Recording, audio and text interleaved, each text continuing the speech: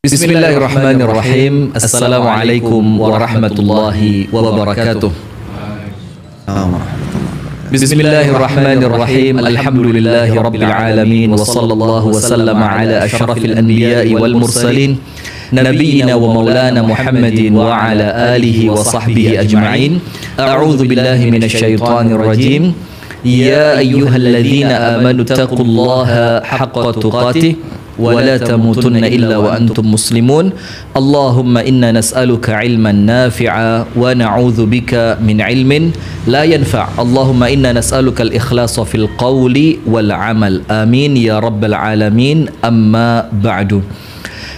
Puji dan syukur alhamdulillah kembali dan senantiasa kita haturkan kepada Allah atas semua limpahan nikmat yang Allah karuniakan, wabil khusus di malam hari ini. Kita masuk pada malam yang kedua di bulan Al-Muharram dan kita kembali bersama Al-Ustadz Muhammad atau Al-Ustadz Khalil Bustami hafizahullahu ta'ala. Assalamualaikum Ustadz. Assalamualaikum. Bagaimana kabarnya malam hari ini Ustadz? Alhamdulillah, tayyibin. Tayyibin walhamdulillah. Dan insyaAllah tetap semangat Ustadz ya. InsyaAllah. Alhamdulillah. Kemudian berikutnya pemirsa yang dirahmati oleh Allah, salawat beriring salam semoga tercurahkan dan terlimpahkan kepada uswah hasanah kita bersama Nabi besar, Nabi agung, An-Nabi Muhammad sallallahu alaihi wasallam, di mana tidak ada keselamatan dunia, keselamatan akhirat, tidak ada kebahagiaan di dunia dan tidak akan mendapatkan kebahagiaan di akhirat kecuali dengan mengikuti jalannya Nabi besar Muhammad sallallahu alaihi wasallam. Pemirsa Madani TV, Baka Al-Mukarramah TV, Sayap Dakwah TV dimanapun Anda berada, kembali di malam hari ini kita akan melanjutkan mengenai 30 perkara yang dikatakan untuk orang-orang yang mulai berubah pemahamannya dari kalangan Islam jamaah, yang alhamdulillah telah dita'dil, telah diluruskan, telah dikoreksi atau diberikan bantahan begitu oleh Al-Ustadz Khalil Bustami hafizahullahu ta'ala. Dan insya Allah di malam hari ini kita akan melanjutkan kembali pada poin yang keempat dari perkara-perkara yang dita'dil oleh Al-Ustadz Khalil Bustami. Dan di malam hari ini beliau kembali bersama kita. Dan kami juga terus mengundang ya kepada komentator, karena alhamdulillah komentator ini menjadikan semakin hangat suasana, semakin hangat, semakin bersemangat. Bahkan Anda lihat Ustaz di channel Antum Baka Al-Mukarramah itu ada tulisan selamat datang itu, ahlan wa sahlan kepada jamaah yang masih setia di Islam jamaah di channel ini. Teruslah mengikuti untuk kemudian ya menimba ilmu, semoga Allah berikan pencerahan. Dan tidak tahu tapi gimana satu pekan terakhir ini Ustadz, ini ternyata viewernya juga Masya Allah alhamdulillah, bifadlillah tentunya dengan karunia Allah, di channel kita sudah melebihi 29.000 viewers. Kemudian di channel Antum sudah lebih dari belasan ribu viewers juga dengan komentar yang tidak kalah panasnya. Dan ini menunjukkan memang apa yang kita sampaikan Ustadz itu mendapatkan respon yang baik. Dan minimal dari respon yang baik itu kita lihat, yo mereka mau lihat. Itu minimal. Paling tidak mereka mau melihat, mendengar, itu sudah satu kemajuan luar biasa. Alhamdulillah. Karena seperti yang kita sampaikan sebelumnya Ustadz ya, kalau datang ke pengajian Antum kan tetap tidak mungkin. Tapi kalau lewat YouTube kan ya nggak ada yang tahu kan. Bisa jadi di toilet mereka buka, di kamar pintunya dikunci mereka buka, atau tapi bahkan nggak sengaja. Allah bisa menghendaki dia, insam ada cerita. Jadi dia lagi santai, tahu-tahu muncul tuh. Lah, ini kok pertama dia curiga, ini yang dia kenal kan Khalil gitu aja. Dia nggak kenal Khalil Bustami, orang bawah sekali gitu. Dia buka sekali, lah kok bagus dia ikutin berapa kali, dia udah hijrah dah. Itulah bagaimana cara Allah memberikan hidayah Ustadz ya. Padahal itu di pelosok di Kalimantan. Ini nampaknya semakin mengkhawatirkan ini. Baiklah Ustadz, untuk mempersingkat waktu di malam hari ini Ustadz, insyaallah di malam hari ini pemirsa yang dirahmati oleh Allah, dan silakan pemirsa masukkan di kolom komentar ya, mungkin ada pertanyaan, mungkin ada usulan atau ada sanggahan bahkan Tapi ada satu yang kemudian kemarin diusulkan Ustadz, dan ana rasa kok sepertinya berat. Jangan sepihak dong, datengin dari pihak Islam Jamaah untuk diajak berdiskusi bersama. Itu kalau tanggapan antum gimana Ustadz? Kira-kira bisa terjadi nggak? Itu kemungkinan orang yang komentar seperti itu dia belum tahu kejadian aslinya seperti apa asal usulnya, atau yang kedua dia bazar dia. Oh, nah. Dia akan menetralkan, akan memberikan kesan bahwa kita ini belum pernah duduk dialog dengan mereka. Dia tidak tahu bahwa saya 7 tahun di dalam mendialogkan ini 7 tahun. 7 tahun. Dan dia ya hanya ngaburkan aja lah. Dia biar ngerusak konsentrasi. Ya, ngerusak konsentrasi, biar orang menilai bahwa seakan kita ini belum pernah tabayun, berdiskusi dan lain-lain. Tapi kira-kira Ustaz, kalaupun penanya itu benar-benar bertanya dengan ketidaktahuannya, kira-kira mungkin nggak ada di kalangan teman-teman Islam Jamaah yang kemudian mau terbuka, diajak untuk kemudian berdiskusi semacam ini? Secara umum sepertinya agak-agak sulit, tapi 1-2 memang ada orang yang oleh Allah dibuka akal sehat. Lah, maksud kami bukan kemudian datang ke tempat antum untuk tanya, tapi terbuka seperti ini. Kan sekarang terbuka itu nggak selalu offline ya, bisa jadi terbuka secara online begitu. Kalau dari mereka ila yaumil qiyamah insyaallah saya jamin tidak akan pernah. Berat ya sampai ila yaumil qiyamah ya. Baik. Karena mereka punya begini. Jadi untuk membentengi atau menutup, sebenarnya kan ini permasalahan mereka kan nggak siap. Jadi ilmu terbatas dan mereka sendiri tidak pede, nggak punya percaya diri, itu nggak punya, karena keilmuan sangat minim sekali. Nggak mungkin mereka duduk dan mereka sudah yakin saya malu kalau duduk dengan mereka. Tapi mereka punya dalih ini dari imam pusat ini. Ada larangan. Iya, semacam. Tapi alasannya agak begini. Jadi agama yang benar itu tidak perlu diperdebatkan gitu. Masya Allah ya. Itu untuk menutup celah supaya tidak. Nah, kalau yang sekarang seperti kita ini, ada anak-anak muda yang kreatif dengan pemahaman yang dia punya, dia nggak kuat kan dengan takdil syubhat kita, dia mulai komentar. Itu pun dilarang, dari pusat dilarang. Alasan mereka, nanti kamu membuka bitonah gitu. Dan akan menghancurkan diri kamu sendiri. Sehingga jangan bermain api. Iya, dia berhenti akhirnya. Termasuk ini tadi sebelum kita live Ustadz, ada satu teman yang udah lama ngaji bersama kita, baru nikah, kira-kira ya berapa bulan yang lalu, dan dia tahu memang istrinya ini masih aktif di Islam Jamaah, terutama mertuanya ketat sekali gitu, ngotot. Nah ini tadi beliau bilang, ya Allah Ustadz, kok pas saya dinas malam katanya, coba saya pas dinasnya siang, saya akan ajak istri saya untuk ketemu Ustadz Khalil katanya, karena kalau ketemu di tempat umum nampaknya kok masih takut katanya, takut ketahuan. Tapi kalau pas di tempat Ustadz katanya, pas di studio segala macam kan nampaknya lebih tertutup, lebih tenang untuk tanya jawab. Jadi memang alhamdulillah Ustadz, gelombang untuk munculnya kesadaran ini dengan berbagai macam cara yang Allah tetapkan, itu alhamdulillah mulai terbuka Ustadz, alhamdulillah. Baik Ustadz Khalil, kita mulai sekarang. Poin pertama pemirsa, ciri-ciri orang yang telah berubah kefahamannya, dan ini yang nampaknya sekarang dari banyaknya informasi yang sampai kepada kita semua lagi betul-betul digencarkan. Setiap kajian harus terus disampaikan ini. Ciri-ciri orang yang berubah kefahamannya, artinya jangan sampai kita tertipu oleh mereka gitu. Yang pertama sudah kita bahas, mereka mempunyai pengertian jamaah adalah menetapi Quran hadis atau jamaah manhajiyah. Jamaah sebagai metode cara, tidak harus dalam bentuk beramir. Jadi kalau sudah ngomong tidak harus beramir, ini udah berubah kefahamannya.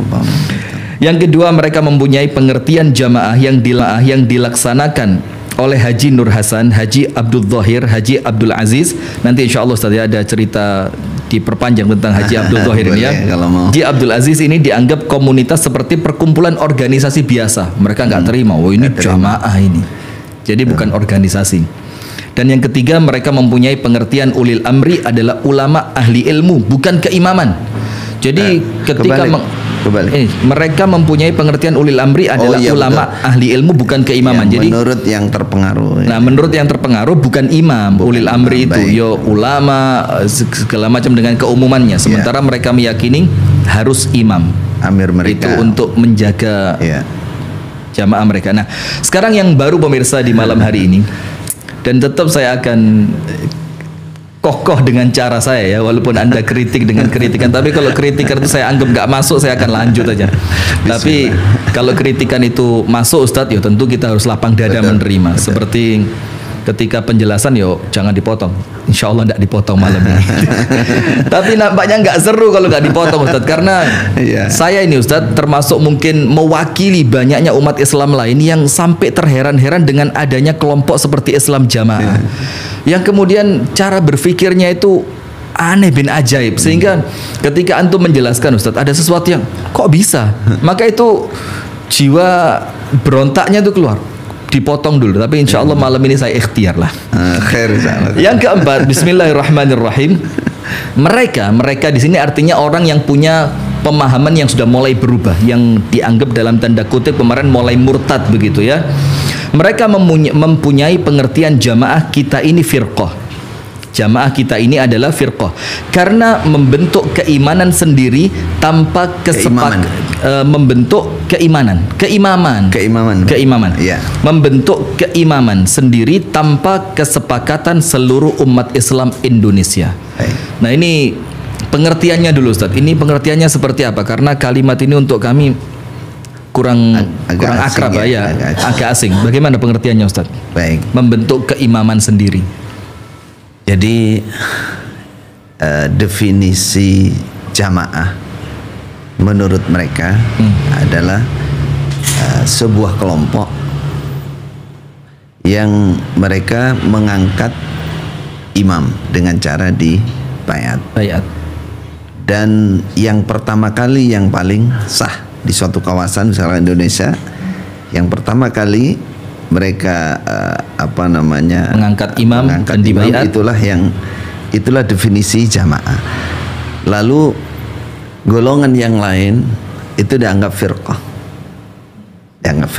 Nah, mereka menganggap jamaah yang saya itu jamaah mereka, yang lain itu firqah. Nanti akan dibahas lagi mungkin di poin berikutnya. Poin ini juga. Ya. Atau memang benar Ustadz, kalau mereka itu yang pertama? Ini makanya nanti kita akan coba ulas ini masalah ini. Jadi yang ingin saya sampaikan bahwa mereka punya pemahaman, mereka kalau dibilang firqah, mereka tidak mau. Langsung mereka pikirannya itu berarti kami ini dianggap 72 golongan yang pasti kekal di neraka. Inilah. Mereka kan punya pemahaman begitu kan kemarin. 73, 72 itu firqah. Dan mereka mesti ke sana anunya. Jadi mereka tidak mau dikatakan firqah, itu tidak mau. Mereka katakan kamilah yang jamaah. Padahal secara jelas, coba ini sebenarnya ada sambungannya ini. Mereka katakan kepahaman kita, jamaah kita ini bukan firqah, sebab kita mempunyai amir yang dibaiat dan ditaati. Sedangkan yang maksud firqah adalah golongan yang tidak mempunyai amir walaupun jumlahnya banyak. Itu pemahaman mereka. Mereka pakai dalil tuh. Dalilnya? Dalil yang pertama sabdanya Khalifah Umar dalam Ad-Darimi, innahu la islama illa bi jama'ah wa la jama'ata illa bi imara wa la imarata illa bi ta'ah. Dailami. Nah. Kemudian ngambil dalil kedua dari Abi Darda, ucapan Abi Darda dalam At-Tamhid syarah Ibn Abdul Bar, syarah Muwatta Malik. Nah, mereka katakan ini kembali ke bahasan kemarin ya, memang mereka comot-comot dalil supaya kelihatan keren, kelihatan berdalil padahal gitu. Diambil sebagiannya. Ya, di situ Abi Darda mengatakan la islama illa bi ta'ah wa la khaira fil jamaah wa nusilillah walil khalifah wal mu'minin ammatan. Ini kesimpulannya begini. Dari dua dalil ini mereka menyimpulkan satu, yang namanya jamaah itu golongan yang punya amir. Golongan ini, mereka nggak mau dikatakan kami dibilang firqah, enggak, kami ini jamaah. Mana dalilnya? Sabdanya Khalifah Umar tadi, innahu la islama illa bi jamaah wa la jama'ata illa bi imara. Tidak ada jamaah itu kecuali dengan amir. Mereka ambil itu. Nah, kami ini sudah punya amir. Berarti kami jamaah. Nggak bisa kami dikatakan firqah. Dikatakan firqah. Ya, itu pertama. Yang kedua, mereka mengambil istidlal atau kesimpulan dalil la islama illa bijamaah. Batalnya Islam. Ya, itu. Tidak ada Islam kecuali dengan jamaah. Di sini ini dalil andalan mereka nih. Iya, dalil andalan nih. Jadi untuk memvonis bahwa di luar mereka itu kafir karena Islamnya tidak sah kecuali dengan jamaah. Padahal nafyul kamal itu. Betul. Kalau disambut ya sebenarnya urutan dalilnya ini kan pertama hadis mauquf dari Khalifah Umar. Iya, yang kedua ini juga dhaif karena ada perawi majhul di situ. Kemudian ada inqita' di situ. Ana malah nggak tahu Ustaz kalau ini dhaif ini. Jadi ucapan Khalifah Umar ini nggak bisa dibilang marfu sampai Rasulullah ya, mauquf dia, berhenti sampai Khalifah Umar. Ucapan Khalifah Umar terus itu pun dhaif. Nah, di situ ada namanya Sofwan bin Rustum itu majhul, tidak diketahui statusnya. Kemudian Abdurrahman bin Maisarah tidak mendengar langsung dari sahabat. Inqita'. Berarti di situ ada dua cacat di situ. Jadi ini hadis dhaif secara padahal mereka ini buat sebagai dasar pedoman utama untuk mengkafirkan orang lain. Hadis dhaif. Coba pemirsa yang dirahmati oleh Allah, artinya ketika kita mengambil suatu akidah, landasan yang kuat dalam agama, yaitu perkara akidah, itu kan bahkan hadis ahad saja itu sebagian ulama memperselisihkan kan, harusnya mutawatir, sementara ini disebutkan oleh sebagian ulama dhaif. Nah, ini kan artinya ada sesuatu yang salah di sini. Kemudian Ustadz, ini yang kedua bahwa mereka memaknainya yang salah seperti yang sebutkan tadi, la islama sebenarnya kan nafyul kamal. Itu kan sabda Khalifah Umar ketika beliau melihat kemenangan Islam di mana-mana kan begitu. Beliau semacam at-tahaddus bin ni'mah kan, bahwa ada euforia, kesenangan. Islam ini sempurna, jaya karena adanya kepemimpinan, keamiran kan. Kalau mereka main ininya logikanya masih jalan ya. Mereka paling tidak kan mereka mikir gini. Nah, yang bersabda ini kan Khalifah Umar. Apakah keamiran mereka itu seperti keamiran kekhilafan Khalifah Umar kan begitu? Ini antum berarti ngomong udah nggak jalan ya mereka nih. Antum kan bilang kalau akal mereka masih jalan, ini bahaya juga. Jalan dalam arti masih mau berpikir logis. Betul. Coba dengan tafsirkan. Jadi ketika Khalifah Umar itu yang bersabda, berarti kira-kira keamiran seperti apa yang khilafahnya di zaman Khalifah Umar, Khulafah Ar-Rasyidin. Betul. Sekarang di Islam Jamaah apakah seperti itu? Antum yang tahu, seperti itu enggak? Kan, perasaannya mereka seperti itu, perasaan. Padahal secara objektif nyata-nyata dia golongan sempalan di antara umat Islam, dia memisahkan diri, dia bikin keamiran sendiri. Nah, ini mungkin saya perlu jelasin dikit Ustaz ke pemirsa. Baik. Nah, tadi kan Ustaz Khalil, pemirsa yang dirahmati oleh Allah, itu menceritakan ada jamaah, ada firqah.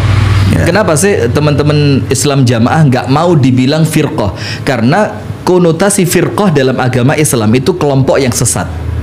Sementara kata-kata jamaah itu adalah konotasinya mesti positif. Rasulullah memerintahkan kita untuk berjamaah.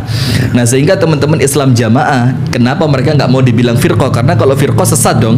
Betul. Nah, maka mereka senantiasa kekeh, kamilah jamaahnya, dengan penjelasan seperti yang Ustadz Khalil sampaikan. Betul. Padahal penjelasannya juga mengandung beberapa kerancuan dalam berpikir ya. Betul. Baik. Kemudian Ustadz, ada ta'dilnya nggak? Atau masih ada pengertian yang lain lagi? Yang biasa mereka katakan selain itu, dengan dasar dalil ini tidak sah Islam seseorang. Lalu zaman dulu ya, saya masih kecil tuh sudah mendengarkan di sini dalil ini ditambah, wala imarata illa bil bai'ah. Itu tambahan. Di dalam teks asli yang tidak ada. Jadi saya sejak saya sudah mulai mengerti, saya cari kan. Wala imarata illa bit ta'ah. Nah, di situ ada tambah wala imarata illa bil bai'ah. Di sana mereka obok-obok lagi nih. Jadi walaupun mereka nih gini, mereka di luar kita itu punya imam, tapi kan nggak dibaiat. Nah, itu. Kalau nggak dibaiat ya percuma saja. Nggak sah dong. Ya, sampai mereka mengembangkan kepada presiden kita, pemimpin kita.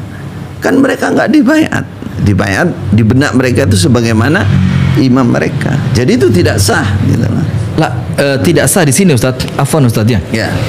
Dalam artian mereka tidak mengakui pemerintahan yang sekarang, yang mungkin ya tentu kalau terang-terangan kan juga nggak berani ya, tapi secara keimanan mereka, akidah mereka di dalam Islam jamaah ini, pemerintah yang sah sekarang nggak diakui gara-gara tidak ada baiat. Tidak ada baiat.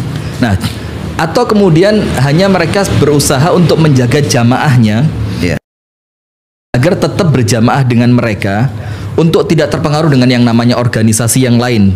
Itu yang mana yang antum maksudkan? Kalau sebatas yang saya tahu, umumnya kan mereka tidak ngerti apa itu kekhilafahan ya. Cuman ngertinya, pokoknya agama ini harus punya imam, harus baiat.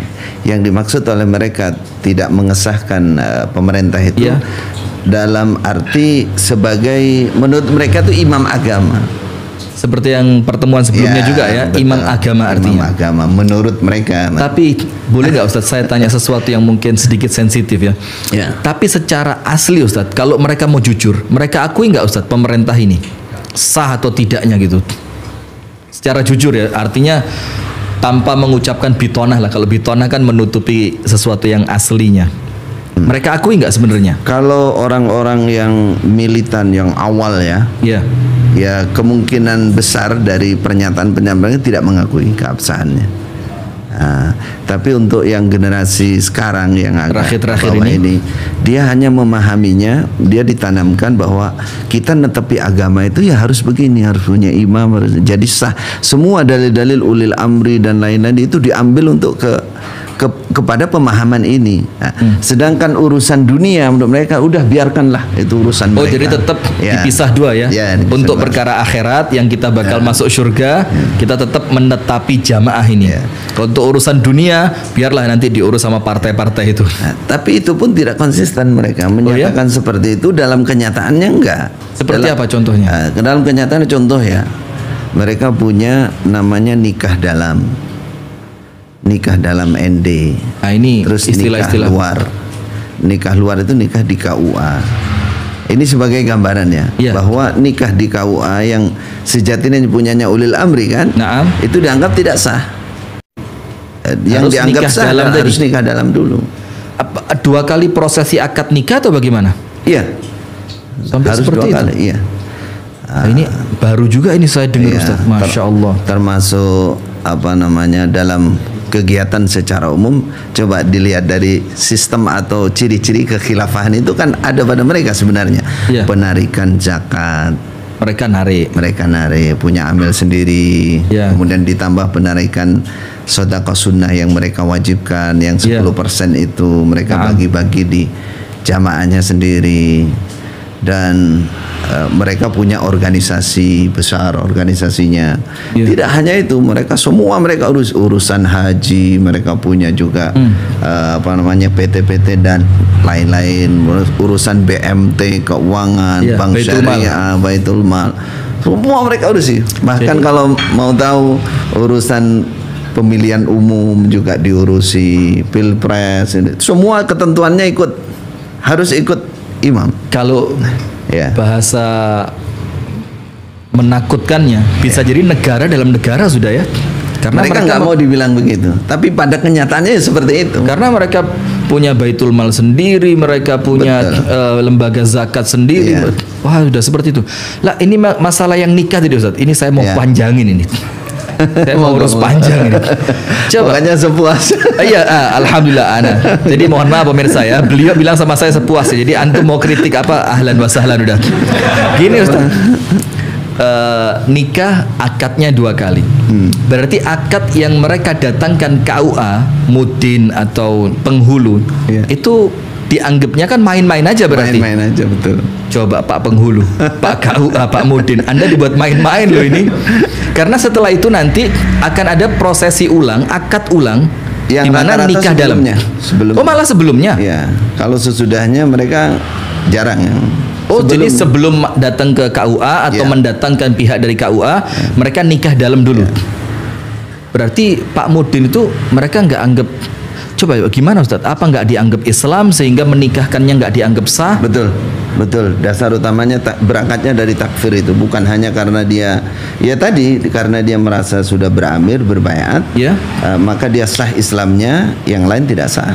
Berarti nggak layak juga menikahkan. Ya, jika dia bukan dari Islam jamaah, maka yang harus mereka kejar pertama untuk pernikahan itu harus sampai baiat. Teman saya WA dulu bentar lagi ya. Jangan-jangan udah dibaiat ini. Jangan-jangan dia juga bohongin saya. Jangan-jangan udah dibaiat kan? Karena si laki-lakinya non jamaah, si mempelai wanitanya orang yang masih aktif di Islam jamaah. Itu berarti kemungkinannya seperti apa kalau antum lihat? Laki-lakinya udah dibaiat, atau kejadian ini mereka nggak tahu dari teman-teman Islam jamaah? Yang dimaksud kalau mereka dibilang penginsaf baru, ya. Apa Ustaz? Penginsaf? Penginsaf baru mereka katakan. Penginsaf? Penginsaf baru. Penginsaf baru. Iya, artinya kan mereka baru insaf, baru tobat. Ya, dikatakan mereka baru. Jadi mereka standar Islamnya itu kalau sudah masuk kepada mereka, dikatakan mereka mu'allaf. Nah, mu'allaf ini boleh nikah itu standarnya harus sudah baiat. Belum baiat, belum sah dia hidupnya.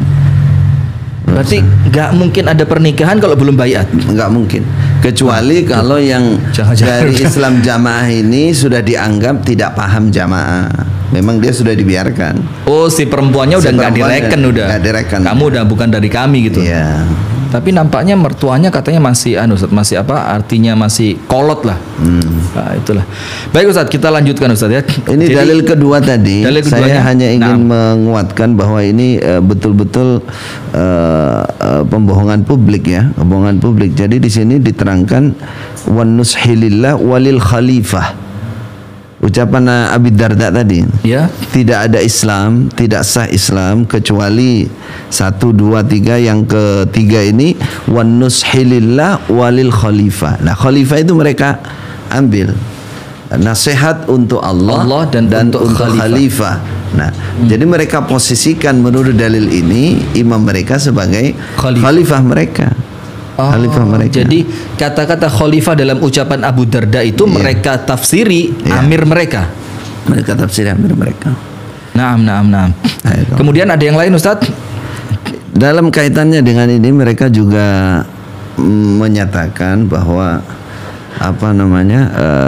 keimaman mereka itu dimulai sejak tahun 41 dan sebelum membentuk keimaman Bapak Haji Nur Hasan mereka katakan sudah keliling Indonesia kepada ulama-ulama mengajak untuk mendirikan jamaah ini gitu. Nah, tapi umumnya para ulama menjawab sing mbok gawa iku bener ning aku ora kuat.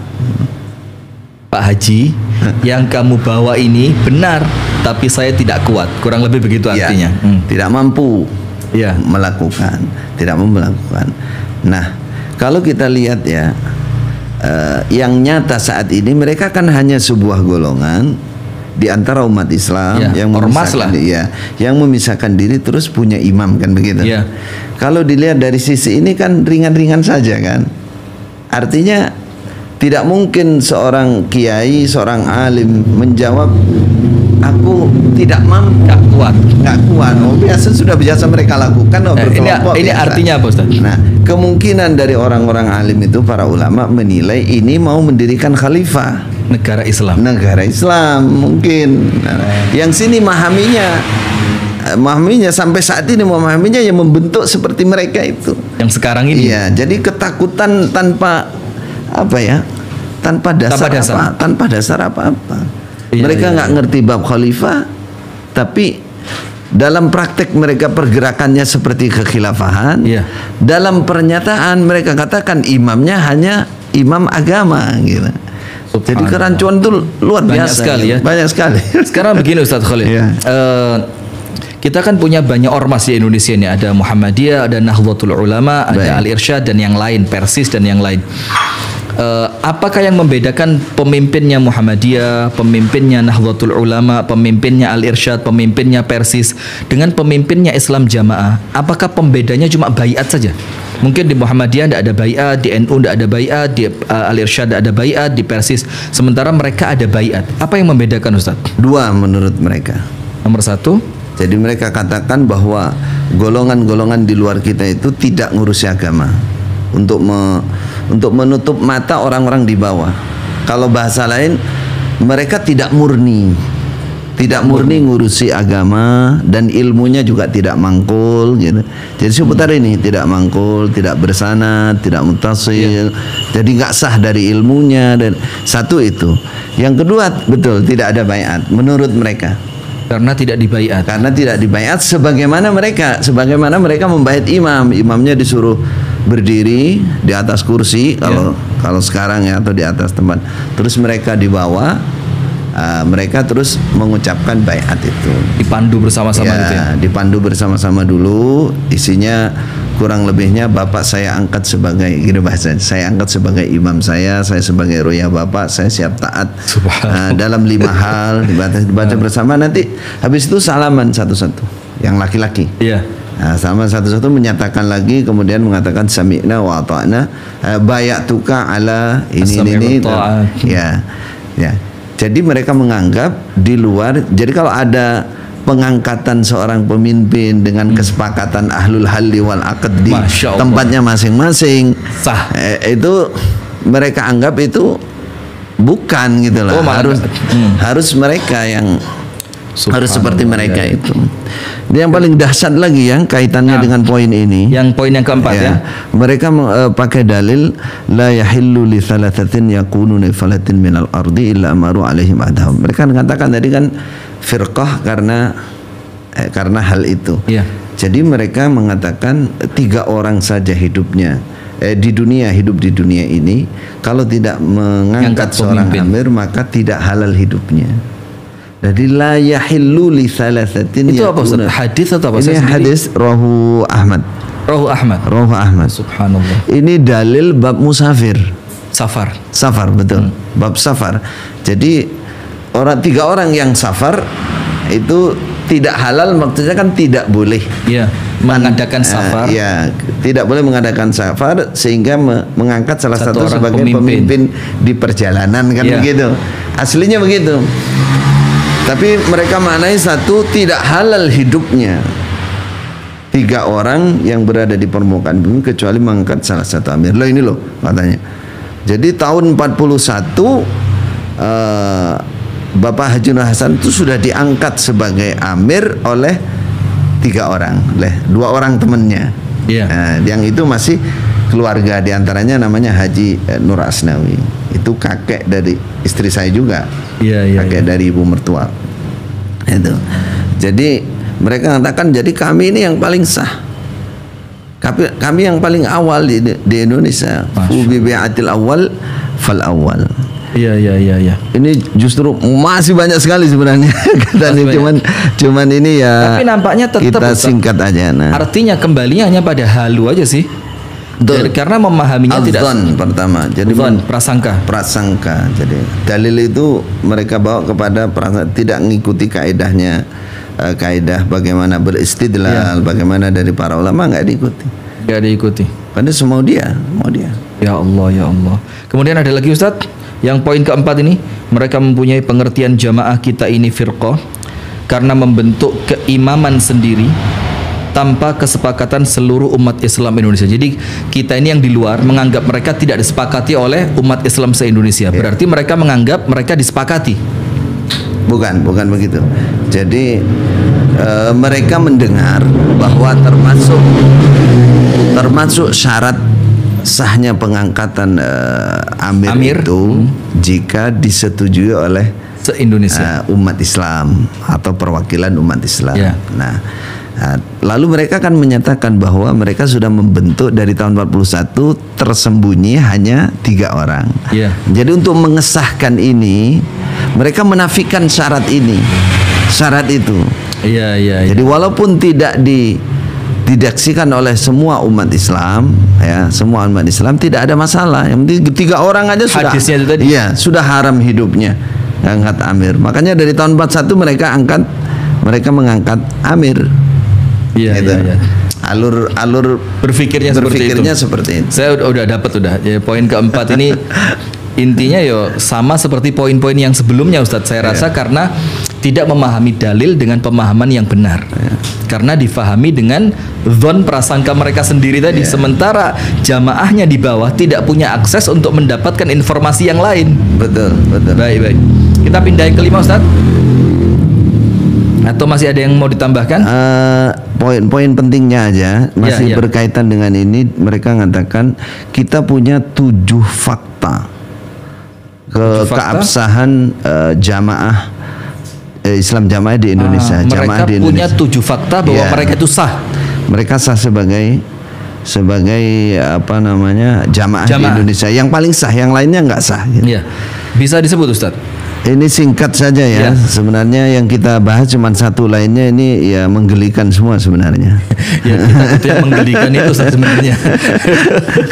Baik. Silakan, mendirikan Ustaz. Dan membentuk jamaah dengan murni Quran hadis.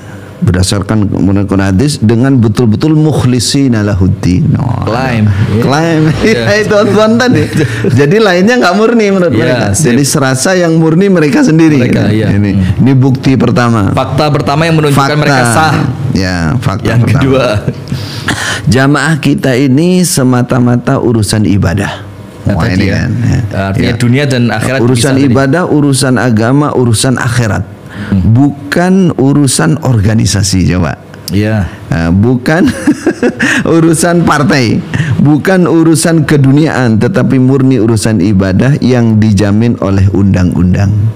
Dijamin oleh undang-undang. Artinya di Indonesia kan menjamin kemerdekaan setiap penduduk untuk berkumpul, berserikat segala macam. Ya, untuk melaksanakan sesuai dengan keyakinannya masing-masing. Jadi itu mereka masukkan di poin ini kan menggelikan ini. Menggelikan dalam arti ya dianggap ini geli ya bohong sebenarnya. Kenapa Ustaz bohong, Ustaz? Maka dia bilang urusan agama akhirat segala macam ya. Padahal semua diurusi.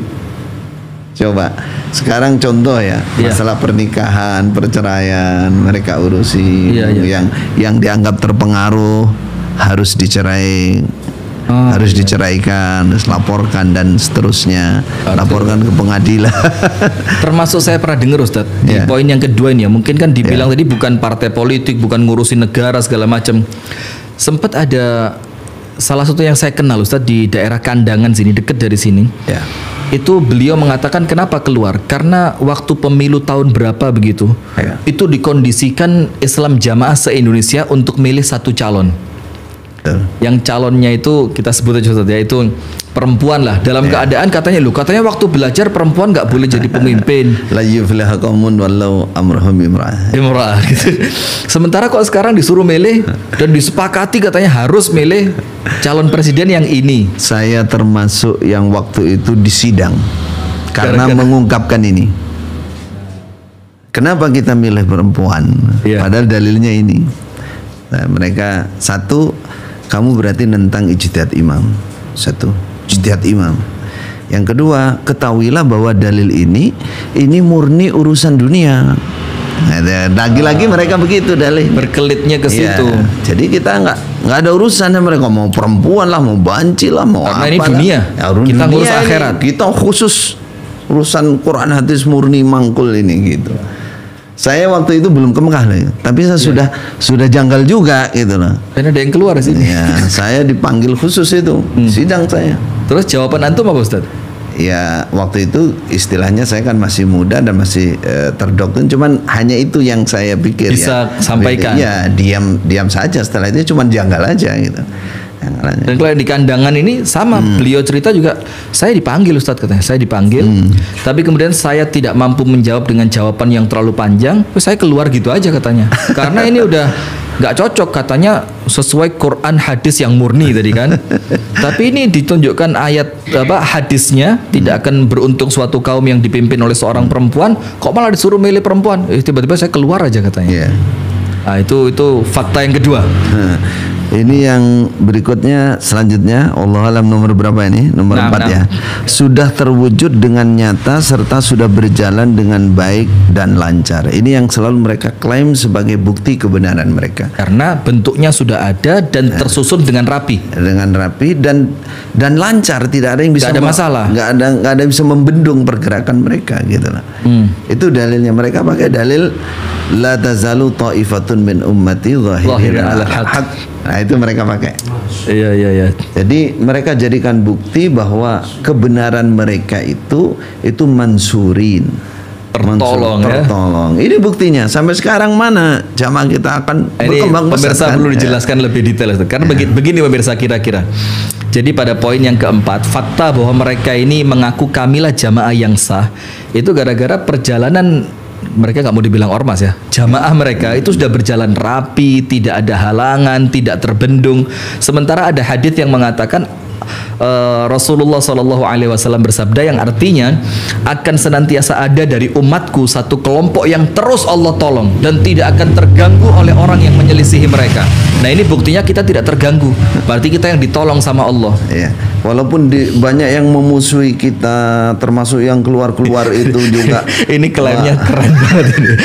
Ya buktinya kan mereka urut itu Bambang Irawan, kemudian Mauludin, kemudian sekarang Khalil yang dulu kita lulukan sebagai ulama. Karena keluar kita juga tetap aman. Keluar semua, jamaah tetap kokoh. Ini bukti bahwa kita ditolong sama Allah. Iya, maka kitalah jamaah itu. Kitalah jamaah yang benar itu.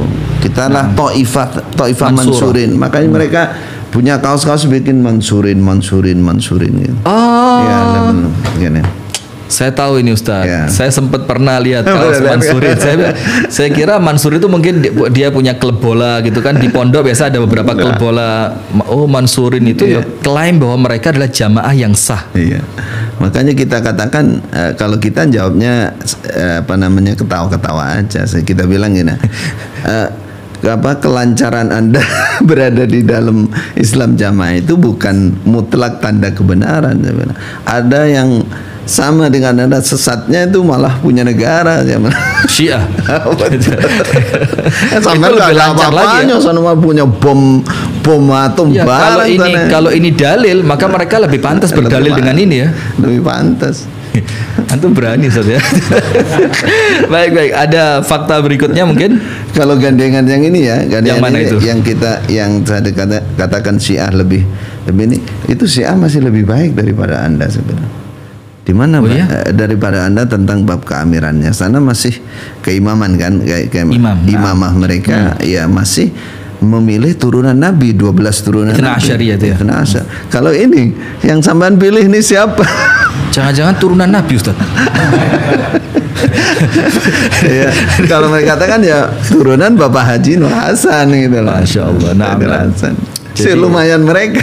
Iya, karena kan khalifah itu harus dari Quraisy gitu kan, turunannya Rasulullah SAW. Yang jadi masalah hal ini masalah imamiyah atau keimaman ini kan menjadi akidah gitu. Jadi akidah, menjadi akidah tidak sah Islam, tidak bisa masuk surga, keluar dari keimaman ini berarti murtad. Kan betul-betul diposisikan sebagai akidah kan.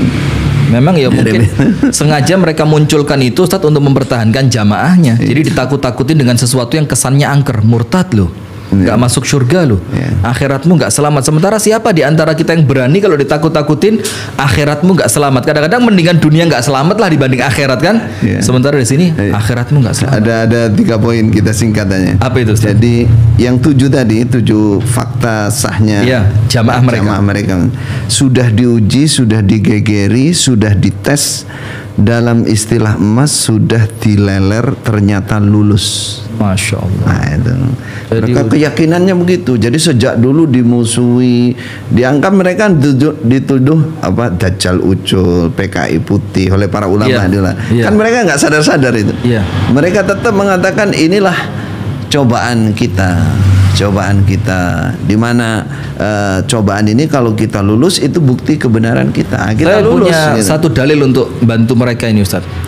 Alif Lam Mim ahasiban nasu ayyutraku ayyaqulu amanna wa hum la yuftanun. Masa kita yang beriman enggak diuji? Nah, maka kan bahasanya kita udah teruji, digegeri, direcokin, diganggu, sampai sempat berganti nama, boleh disebut gitu ya? Iya. Berganti nama segala macam. Tapi buktinya kita masih jalan. Masya Allah. Ada dalil yang mereka pakai bukan yang ini. Yang mana, Yang masyhur di mereka.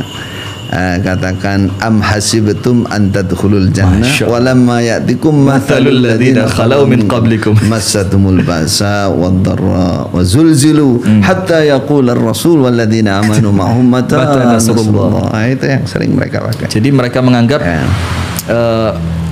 yang keluar semacam antum begini itu adalah bentuk ujian dari Allah untuk mereka. Betul. Itu kegeran yang mereka hadapi, itu cobaan dalam menetepi agama. Kita bilang, saya jawabnya juga sambil ketawa juga seperti ini mentakjilnya. Iya. Itu juga bukan bukti nyata bahwa kamu Islam benar. jamaah benar. Saya bilang ada pencuri, ada perampok, itu juga sama, semua orang juga rame juga nggak seneng sama dia, digegeri sama orang banyak. Itu ada apa namanya tapi mereka istiqomah nyuri. Nggak begitu, saya ngasih gambaran bahwa pernyataan Anda tidak selamanya orang yang pasti digegeri itu benar. Ada maling, ada perampok, ada pencuri kelapa, ada pencuri mobil, ada orang-orang jahat, cuma orang nggak senang. Gampang-gampangan aja sih ya. Makanya harus koreksi, maksud saya ini termasuk yang mana nih? Penipu agama, penyesat umat, apa-apa. Itu kan pencuri lebih parah daripada pencuri harta kan begitu. Naam. Nah, itu. Ya Allah ya Allah. Kemudian yang keenam di sini, jamaah kita bisa memadai, menampung semua manusia, semua golongan, semua lapisan masyarakat yang betul-betul ingin masuk surga selamat dari neraka dengan senang, gembira, mantap, tertib, dan artinya mereka istilahnya maftuh. Ya, terbuka lebar pintunya, siapa saja bisa masuk. Kami yang penting ingin masuk surga dan selamat dari neraka. Jargonnya seperti itu anunya. Untuk menarik perhatian. Kalau kita lihat siapa dari golongan mana sih yang nggak bisa menerima orang? Semuanya kan. Karena semua ormas pasti ingin banyak jamaahnya. Yang andalan di 7 fakta ini adalah mereka mengatakan jamaah kita ini yang paling awal di Indonesia, sudah dibentuk dari tahun 41. Dalilnya mereka katakan fu bi bai'atil awal fal awal. Padahal dalil itu kan untuk kekhalifahan. Rasulullah mengatakan bahwa umat terdahulu tasusuhumul anbiya, akan dipimpin oleh para nabi. Wala yakunu ba'di nabiyyun, tidak ada nabi setelah saya. Sayakunu di situ satakunul khulafa fayaksurun. Akan ada khalifah dan banyak jumlahnya. Bagaimana kalau menjumpai itu? Kata Rasulullah, fu bi bai'atil awal fal awal. Ikuti yang khalifah yang pertama kali dibayat. Lalu lanjutannya kan begitu. Nah ini kebohongan mereka kan, berarti mereka kan pertama karena keterbatasan ilmu, kemungkinan pertama menganggap imamnya itu khalifah. Iya ya, karena nggak kepikirin Ustaz. Iya. Jadi mereka menganggap imam yang mereka baiat yang 3 tadi, dibaiat 2 orang itu khalifah. Kalau pakai dalil ini kan. Iya. Tapi yang banyak itu, yang kemungkinan yang kedua, mereka karena tidak paham itu apa khalifah. Jadi dari atas disebutkan dalil seperti itu, terima aja. Padahal ini jelas-jelas pemimpin golongan kan. Iya, bukan khalifah. Bukan. Itu. Subhanallah. Baik, ada tambahan poin keempat Ustaz? Insya Allah yang cukup. Terbersit itu. Sip. Jadi yang terbersit artinya sementara yang keluar itu dulu ya. Poin yang kaitan sama ini. Sekarang kita pindah pada ciri-ciri orang yang telah berubah kefahamannya pada poin yang kelima. Yang kelima saya bacakan, mereka mempunyai pengertian keimaman jamaah kita tidak sah karena tidak menguasai wilayah. Tidak menguasai wilayah, tidak mempunyai tentara, dan tidak bisa menegakkan hukum had. Hukum had itu ya pencuri dipotong tangan, pezina dicambuk. Keimaman jamaah dianggap tidak memenuhi syarat imam atau syarat-syarat syahnya keimaman. Nah ini seperti yang sempat antum sampaikan juga tadi kan? Iya. Nah itu bagaimana Ustaz? Penjelasannya dulu. Jadi orang di luar Islam jamaah atau yang sudah berubah pemahamannya itu menganggap bahwa mereka nggak sah gara-gara nggak punya wilayah, nggak punya tentara, nggak punya wewenang untuk menjalankan hukuman had tadi. Itu takdilnya bagaimana? mereka melanjutkan dari poin ini, mereka nyatakan pemahamannya seperti apa mereka dalam hal ini. Imam tidak harus seorang penguasa wilayah. Menurut mereka tidak harus penguasa. Ya, sebagaimana Nabi Muhammad diangkat sebagai Rasul dalam keadaan bukan sebagai penguasa wilayah. Demikian juga beliau dibaiat oleh para sahabat sejak masih di Mekah sebelum hijrah ke Madinah. Ini itu kan pemahaman mereka. Pemahaman mereka. Jadi tidak harus punya wilayah sebagaimana Nabi ketika di Mekah kan belum punya wilayah, belum punya kekuasaan. Terus beliau juga dibaiat. Ini kalau di bawah mantap sekali ini dasar dalil yang mereka anggap termasuk paling. Saya pun kayaknya pas ini. Kayaknya pas. Kalau dipikir sepintas kayaknya jangan begitu. Saya terkena syubhatnya juga ini. So, di mana letak syubhatnya mereka? Kalau kita mentakdil ringkas saja bahwa Rasulullah Sallallahu Alaihi Wasallam diangkat sebagai pemimpin, ya, itu langsung oleh Allah. Beliau diutus yang memberi mandat langsung Allah Ta'ala. Langsung Allah. Beliau juga imam juga, imam umat ini. Jadi nggak perlu dibentuk sebagaimana setelahnya Rasulullah. Islam jamaah yang saya maksud, langsung kita serang mereka. Jadi kamu kan membentuk atau mengangkat imam toh. Rasulullah nggak perlu begitu. Jadi tidak ada di Mekah pengangkatan Rasulullah sebagai imam. Ini kan dalilnya biar seperti Rasulullah dibaiat di Mekah kan begitu. Kan yang dimaksud mereka diangkat sebagai imam. Kita katakan enggak, itu langsung dari Allah. Dari Allah. Satu itu. Jadi kamu istidlal ngambil dalil itu salah, nggak benar. Makomnya beda banget. Makomnya beda. Rasulullah langsung apalagi ini hanya sekedar pemimpin sebuah kelompok, sebuah golongan.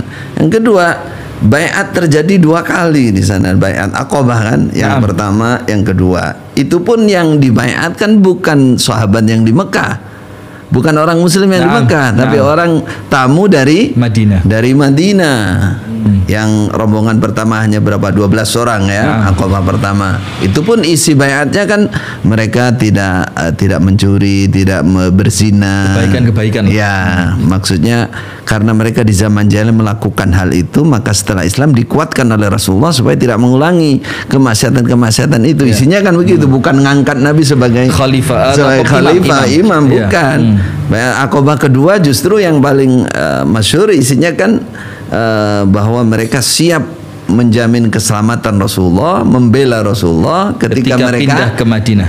Ketika Nabi hijrah ke Madinah, sebagaimana membela keluarga mereka sendiri, bahkan lebih harus kan gitu. Jawabannya yang membaiat malah bukan orang Mekah, tapi pendatang dari Madinah. Jadi kalau pakai dasar ini jelas kamu salah. Anda salah Islamnya salah. Terus berikutnya dia kan mengatakan bahwa Nabi tidak punya wilayah. Nabi tidak punya wilayah. Wilayah kekuasaan, tentara. Ada yang mendasari ini sebenarnya. Jadi apa itu? Mereka mengatakan jadi kalau membentuk keimaman itu barulah tegak Islam seseorang, sah Islam seseorang. Makanya itu tidak dibutuhkan wilayah. Tidak dibutuhkan kekuasaan. Tidak butuh wilayah, tidak butuh kekuasaan. Tidak butuh kekuasaan karena untuk mengesahkan keislamannya dan menghalalkan hidupnya, menghalalkan. Maka di sini kita luruskan. Kan mereka tetap pada baiatnya Nabi di Mekah dasarnya. Itu ya? Baiat Nabi di Mekah mereka katakan ini sebagai baiat pembentukan imam kan gitu. Maka kita katakan, kita jawab. Jadi artinya Nabi saat itu umpama betul pengakuan Islam jamaah ini kan di luar Nabi itu, di luar umat Islam kan kafir semua. Jelas. Iya, orang kafir semua kan. Kanan kirinya orang kafir. Sementara Anda Islam jamaah kanan kirimu dia muslim semua. Ini masuk.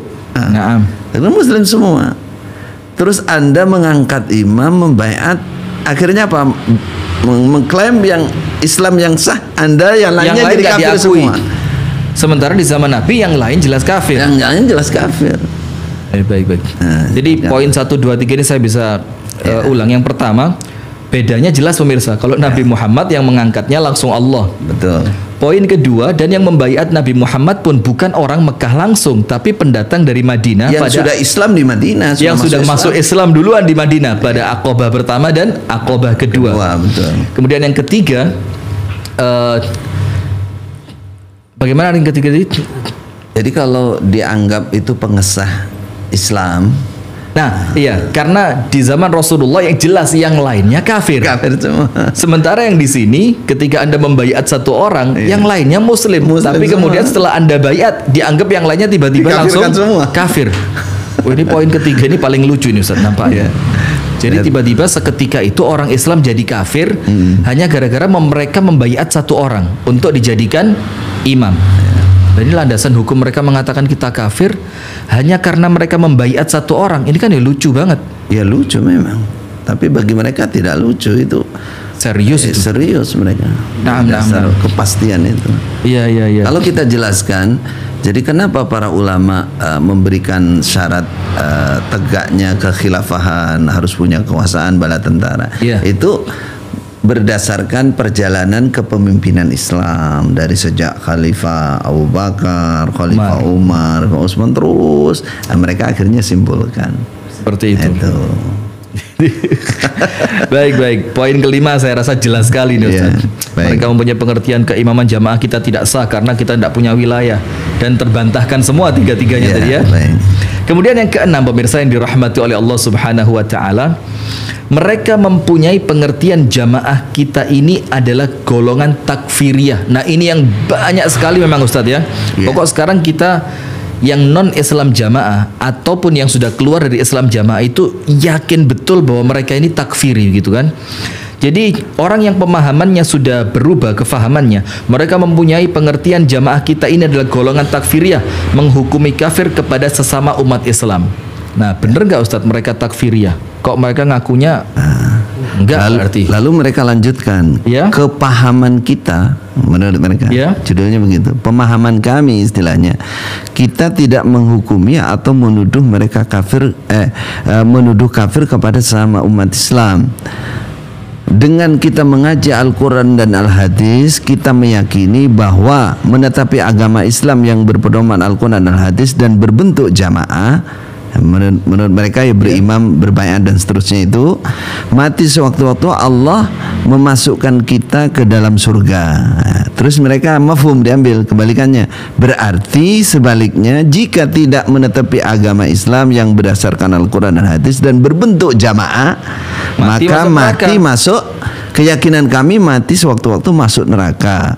Nah, kita tidak menghukumi agama dan keyakinan golongan lain. Ini sama aja sebenarnya Ustaz. Nah, ini sebenarnya ini ya bohong yang diulang-ulang inilah sebenarnya. Ini menurut mereka itu bitona, bahasa bitona. Nah, tapi kalau saya pahami Ustaz ya, ini sama aja. Kalau mereka menganggap mereka tidak mengkafirkan, tapi kalau mati sewaktu-waktu tanpa berjamaah seperti jamaahnya mereka, masuk neraka. Terus bedanya di mana? Jadi mereka sebenarnya ingin menutupi itu dengan bahasa yang agak halus, sebenarnya kan kasar. Oh, kalau dibilang kafir kasar, kasar. Tapi kalau dibilang masuk neraka, yo kasar juga. Iya, kasar juga sebenarnya. Ini ada yang lucu. Saya silakan tokoh di Jakarta ya. Baik. Tokoh di Jakarta. Ini lain yang kemarin. Nah, tapi juga yang kemarin pun ramai ini. Juga didatangi oleh wakilnya imam ini. Naam. Oleh wakil imam ini. Dia datang. Yang tokoh ini bilang, Pak, saya sekarang sudah menjadi muslim yang rahmatan lil alamin. Ya, saya tidak mau ngafirkan muslim yang lain. Seperti biasanya dia katakan begitu. Saya nggak mau.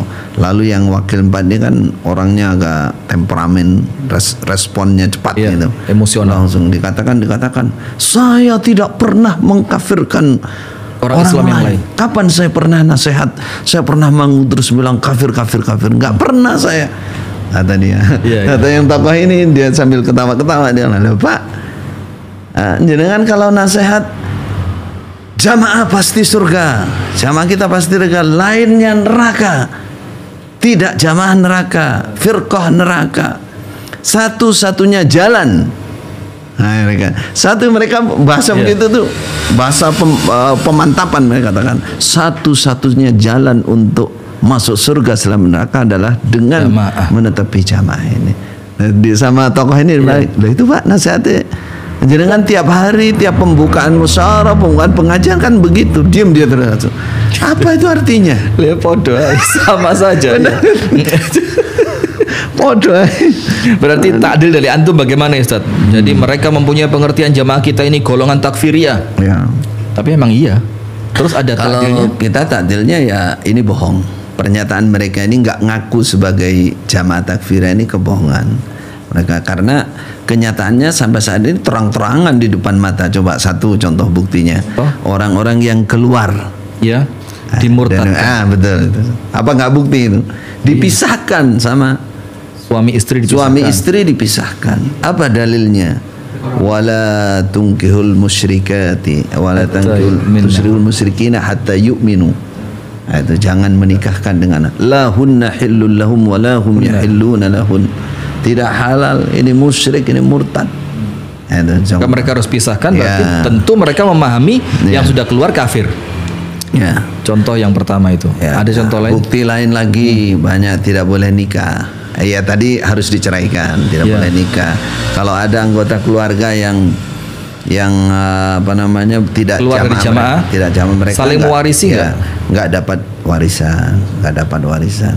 Buktinya banyak sekali kalau mau rinci. Jadi ini hanya sekedar untuk menutupi kamuflase ya. Betul. Mereka bilang kami bukan takfiriyah, pada hakikatnya kalau ada yang keluar dari jamaah suami istri dipisahkan, tidak saling mewarisi, itu kan hukum kafir juga. Iya. Berarti ini kebohongan aja Ustaz ya. Jadi kalau dalil yang sering mereka pakai untuk menguatkan poin ini. Poin yang ke-6 apa dalilnya Ustaz? Ya, dalil yang biasa kita dengar itu wa'tasimu bihablillah jami'an wala tafarraqu. Untuk menguatkan bahwa kita ini menetapi dalil gitu. Kita itu sudah benar. Bahkan bahasa mereka begini. Jadi kalau mereka ditekan lagi, lah buktinya sama, yang mengkafirkan itu bukan saya tapi dalil gitu. Masya Allah. Gitu. Dengan arti yang mereka mau semau mereka. Ya tadi don tadi prasangka, mereka memahami dalil dengan prasangka. Itu. Subhanallah, segitunya Ustaz ya. Dalil andalannya ya dalam bab ini untuk menganggap man arada buhbuhatal jannah falyalzamil jamaah. Tirmidzi. Hafal semua. Kalau bekas itu tiap menit tiap detik denger. Itu dicekokin terus ya. Cekokin terus. Man arada buhbuhatal jannah falyalzamil jamaah. Padahal ini para ulama mensyarahi hadis ini kan bicara yang kemarin, yang manhaj. Siapa yang ingin masuk di tengah-tengah surah, ikuti ahlul ilmi, ahlul fikhi, ahlul hadis. Na'am. Ma wafaqal haqqa itu wa in kunta wahdak. Itu sebenarnya dalil ini. Wa man syadda ilan nar. Kalau mereka katakan mereka artikan jamaah dalil ini mereka gitu lah. Jadi katakan man arada, siapa yang ingin di tengah-tengah surga supaya dia masuk jamaah kami. Wa man syadda ilan nar. Siapa yang keluar merazal dari jamaah kami, maka dia ke neraka. Ada dulu wakilnya imam yang lama dulu. Orangnya gemuk pendek gitu, asli Kediri. Kalau baca dalil ini saking mantapnya, dan pendengar juga mantap, panjang gitu. Wa man syadda ilan nar. Panjang ini. Artinya kekal di nerakanya panjang gitu, nggak metu-metu, nggak keluar-keluar. Subhanallah. Dagelan banget. Dulu saya masih kecil di pondok dibegitukan, ya mantap saja, mantap. Wah, karena dalilnya jelas. Disebut jamaah di situ. Hanya jamaah kami ini yang surga, lainnya noar. Masih ada beliau ini, masih hidup Ustaz. Udah meninggal udah berapa tahun yang lalu. Ya Allah. Kemudian ada yang lain Ustaz? Insya Allah itu yang itu. Ini poin ke-7 mirip-mirip sebenarnya Ustaz.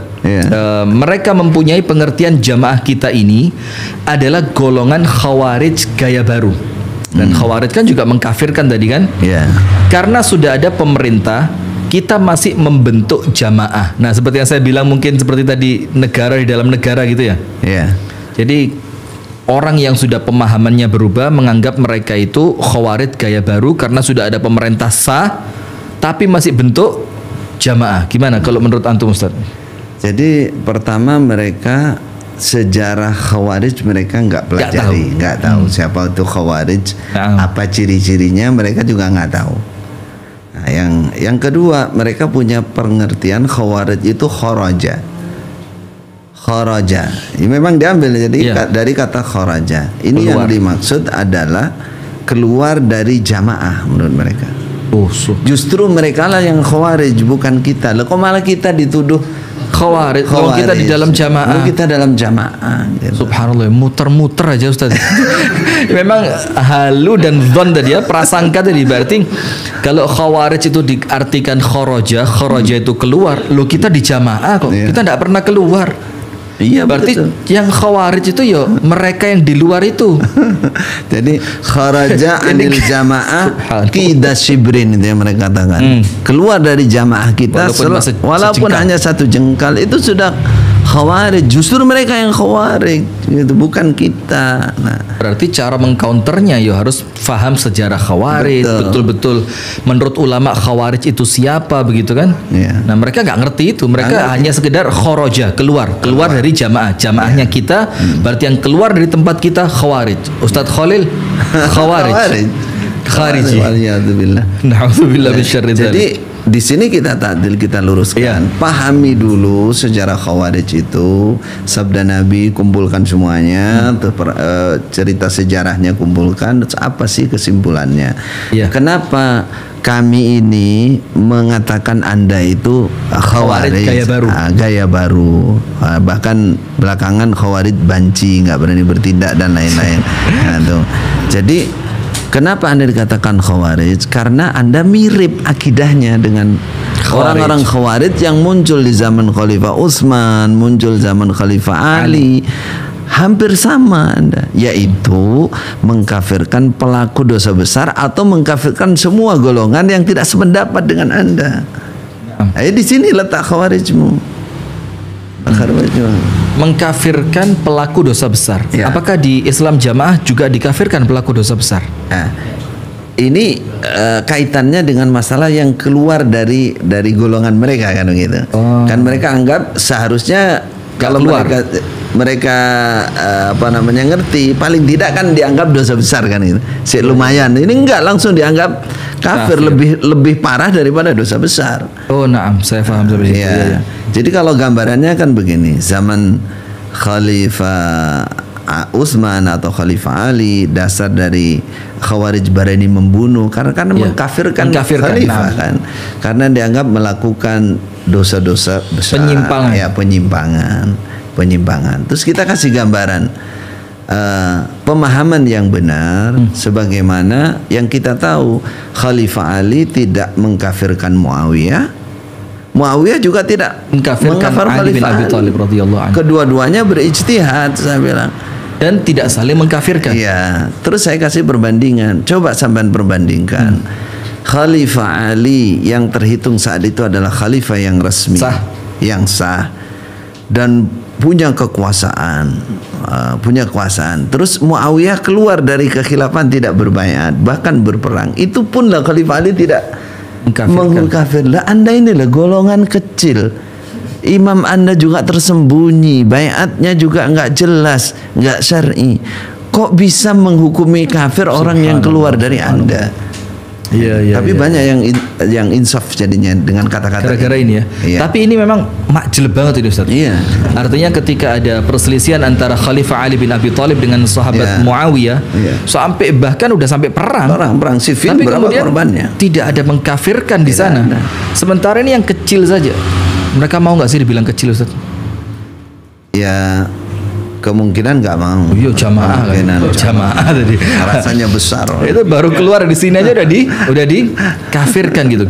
Nah, tapi yang menggelitik di sini, Ustaz, kalau betul-betul mengaku jamaah, atau katakanlah ahlu sunnah wal jamaah, kan seharusnya mereka juga harus ngerti dong firqah sesat. Nah, salah satu yang sesat yang menyelisih Ahlussunnah wal Jamaah itu kan Khawarij. Nah, terus mana mungkin mereka ngaku mereka Ahlussunnah wal Jamaah, mereka lah jamaah yang sah dalam keadaan nggak dipelajari firqah-firqah yang sesat. Termasuk antum bilang karena mereka nggak ngerti Khawarij.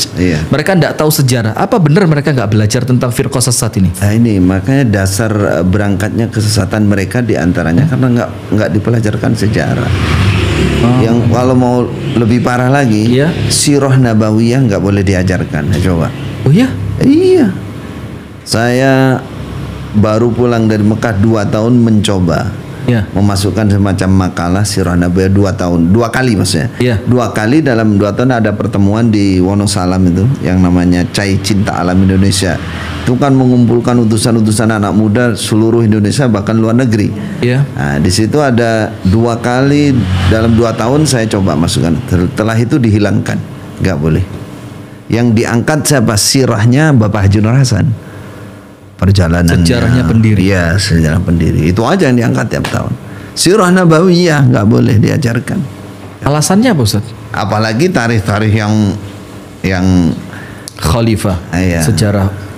Apa alasannya kira-kira? Atau menjaga jamaah tadi supaya nggak melek tentang informasi yang benar gitu? Kemungkinan besar kalau dari para pemimpin di atas yang pertama tapi kalau yang kedua, ketiga ini kan memang awam karena buta sama sekali dia nggak ngerti. Pokoknya mbiyen ngono.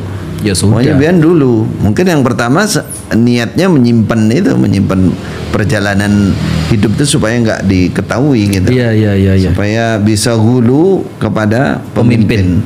Kemungkinan itu. Nah, yang sekarang ini ya semua ya nerimanya begitu. Bahkan kesannya itu kalau sirah nabawiyah sama dengan kitab-kitab yang lain itu adalah sejarah yang nggak bisa dipertanggungjawabkan, dan bahkan yang awam lagi itu kitab karangan yang menyesatkan, nggak boleh kita. Tidak ada kemurnian. Ya, tidak ada kemurnian lagi. Nggak mangkul lagi. Bareng kita ya, nggak mangkul. Karena arahnya saya udah mulai paham sekarang, Ustaz. Saya khawatir jangan-jangan saya katut ini nanti lama-lama ini. Baik. Saya harus baca takdil dari antum ini berarti. Jadi mereka nggak mau dibilang Khawarij gaya baru. Bahkan mereka menganggap kita yang di luar lah yang Khawarij. Dalam keadaan mereka nggak paham siapa itu Khawarij, bagaimana sejarahnya Khawarij. Jadi ya lucu bagaimana mereka menganggap dirinya bukan Khawarij sementara mereka nggak ngerti. Sementara kalau kita lihat ciri-ciri Khawarij justru ada dalam mereka, memisahkan yang sudah dianggap murtad, tidak saling mewarisi, pelaku dosa besar. Dalam artian keluar dari mereka bukan sekedar dianggap dosa besar tapi langsung dianggap kafir. Itu kan Khawarij tulen itu. Mereka nggak tahu, nggak ngerti, gitu, dan nggak ngerti sejarah itu, nggak ngerti. Terus kira-kira kalau antum pikirkan, Ustaz, gimana caranya memasukkan pemahaman ini kepada mereka untuk mereka ngerti bahwa ayolah coba kita lihat ciri-ciri Khawarij yang ada. Dan kemudian kalian lihat apa yang ada dalam jamaah kalian. Sama nggak? Gimana kira-kira memasukkan itu? Bisa nggak? Itu pesimis banget nampaknya. Sudah terbawa saking apa ya kalau kita katakan ini memang saking pesimisnya udah. Ya beler, ya dungu, ya macam-macam mereka simpan di situ. Ya Allah. Ya jahil, ya murakkab, ya mutakabbir, semuanya masuk. Semua ada di situ. Jadi memang agak susah. Maka konten-konten semacam ini kami rasa memang harus diperbanyak begitu ya. Betul. Dan mungkin saya baru ketawa tadi. Apa itu? Saya baru di Surabaya kan. Nah, Surabaya. Ada teman saya dosen ETS itu. Ada konten yang ini mungkin termasuk dikirim ke imam-imam daerah kalau kata wakil. Ada salah satu jawaban yang menunjukkan kesombongan mereka ya. Sudah saya lihat tapi langsung saya hapus. Jangan kirim lagi kayak begini. Saya sudah tahu ini bohong semua. Jadi mereka itu memang ditutup betul pikirannya dari pusat ini, dari atas ini. Jangan sampai membuka, lihat tulisan, lihat gambar saja harus dibuang sudah. Oh, ketika keluar di notifikasi langsung hapus. Ya, apalagi kayak kita kasih judul mengerikan itu geger, wadah jauh sekali. Nggak mungkin nyentuh. Membongkar kesesatan. Nggak mungkin dibuka. Nggak mungkin. Ya Allah, sampai seperti itu, Ustaz ya. Jadi ketika muncul sesuatu yang nampaknya menyerang mereka, udah dari awal tutup duluan, udah. Tutup. Jangan sampai memasukkan sesuatu yang akan menggerogoti keyakinan kalian tentang jamaah ini benar. Betul. Jadi bahkan kalau saya lihat ini Ustadz, ini bukan kebodohan tapi ketakutan. Ketakutan ya. Jadi ketakutan ketika ilmu yang benar itu difahami oleh jamaah mereka. Nah, maka sekarang coba teman-teman yang mungkin masih merasa ada koyo jamaah ini bener lah. Coba perhatikan pelan-pelan video-video yang muncul tentang Islam jamaah ini. Diperhatikan pelan-pelan, ditelaah, dibuka dengan hati yang lapang, dengan pikiran yang jernih. Kan tidak menutup kemungkinan kalau kita ikuti ucapannya Al-Imam Asy-Syafi'i rahimahullahu taala, ra'yi shawab wa yahtamilul khata' wa ra'yu ghairi khata' wa yahtamilus shawab. Sekelas Imam Syafi'i saja teman-teman jamaah. Apa panggilannya apa Ustaz? Saudara jamaah. Oh, saudara jamaah. Saudara jamaah. Kok kayak agama sebelah ya. Saudara jamaah yang dirahmati oleh Allah. Semoga ya. Sekelas Imam Syafi'i saja itu mengatakan pendapatku benar, tapi tidak menutup kemungkinan mengandung kesalahan. Dan pendapat orang lain salah, tapi bisa jadi benar. Artinya masih membuka peluang bahwa mungkin saya salah, sehingga masih mau mendengarkan dari orang lain. Kalau ini enggak blas, pasti benar, orang lain pasti salah. Masya Allah. Dari penekanan dari Ustadz tadi, kalau ini dipotong, dipotong kan bagus nih. Menurut kita yang akalnya masih jalan lah. Masih jalan kan bagus toh. Tapi kalau sampai ini dipotong nanti itu diberikan kepada mereka kan ketawa-ketawa. Kan ketawa-ketawa, alah ini Imam Syafi'i, paling gitu dia. Syafi'i. Alah ini orang imam ahli bid'ah kok, orang imam jahiliyah kok karena belum berbaiat, belum berjamaah. Ini pernyataan langsung dari imam yang dibaiat yang sekarang ini. Apa itu Ustaz pernyataannya? Ya, bahwa imam 4 itu jahiliyah. Subhanallah. Itu viral itu. Ya, teman-teman kan ada simpan. Ada videonya atau apa mungkin? Suaranya, nasihatnya. Pesan suara. Ya, itu nasihat ketika ada pidato dia ketika mengumpulkan imam-imam wakil-wakil dia seluruh Indonesia di Kediri sana. Nasihat umum. Imam yang 4 itu jahiliyah. Coba. Apa sebabnya mereka katakan imam yang 4 ini jahiliyah? Apakah hanya gara-gara nggak berjamaah dengan mereka? Sementara masanya udah. Keyakinan mendasarnya begitu, dianggap tidak seperti mereka. Tapi dalam cerita ini bahwa imam ini bercerita di Mekah dulu itu ada pengimaman 4. Oh, ini sejarah itu ya. Ya, sejarah itu yang mereka kan. Jadi itu ada ya mazhab Maliki, ya Imam Hanafi, ya Imam itu contoh, itu pertanda yang mereka memang 4 itu jahiliyah semua. Masa satu masjid ada 4 sholat. Ya ringan kita aja ngomongnya, ringan ya. Tapi kalau saya menafsirkan, karena saya juga duduk dengan dia udah lama, ya memang ini karena memang keterbatasan ilmu. Keterbatasan memang awam sekali. Berarti yang generasi terakhir ini memang sangat terbatas ilmu karena memang dibatasi Ustaz. Karena memang dibatasi akses untuk mendapatkan ilmu dari kitab-kitab asli. Sampai ana masih terngiang-ngiang ucapan antum yang pada pekan sebelumnya Ustaz, yang sampai dalam kitab Tirmidzi saja itu dihilangkan satu hadisnya dalam keadaan mereka tidak paham. Penjelasannya dihilangkan, mereka tidak paham. Artinya kan memang akses untuk mendapatkan informasi yang otentik itu terbatas sekali mereka sampai kepada mereka. Kira-kira mungkin sampai kita cukupkan sampai sini dulu Ustaz ya. Jadi mungkin satu poin lagi nggak? Saat yang ke-8. Baik. Ustadz Khalil masih nantang ini. boleh Ustadz. Dan kalau antum bilang 1, saya tambah 2 juga nggak apa-apa sih. Yang ke-8 pemirsa, karena yang ke-7 saya rasa soalnya seru sekali nih yang 8 ini. Masya seru dan Allah. Lucu. Seru dan lucu. Baik, saya baca pelan-pelan berarti pemirsa ya. Ciri orang yang telah berubah kefahamannya.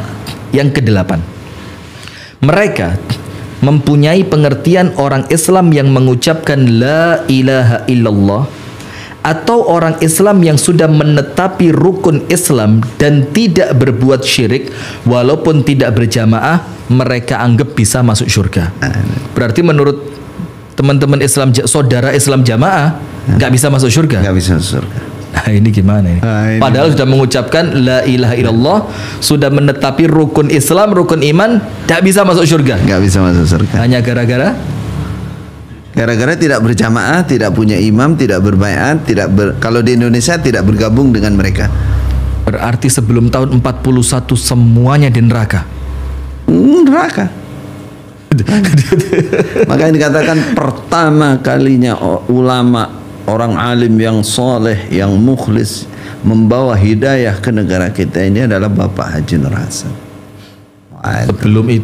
Sebelum itu, selain itu, coba. Sebelum itu, selain Bapak M tidak ada. Setelah itu hanya tapi nggak ikut. Satu-satunya.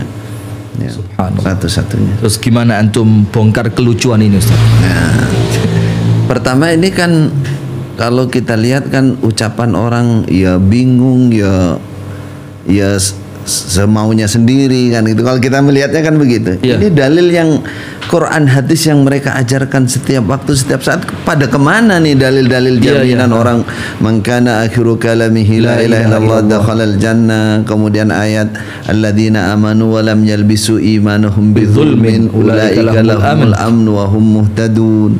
Orang yang beriman tidak mencampur imannya dengan kesyirikan, maka mereka aman pada hari kiamat. Kemudian kata-kata ayat innallaha la yaghfiru ayyushraka bihi wa yaghfiru Allah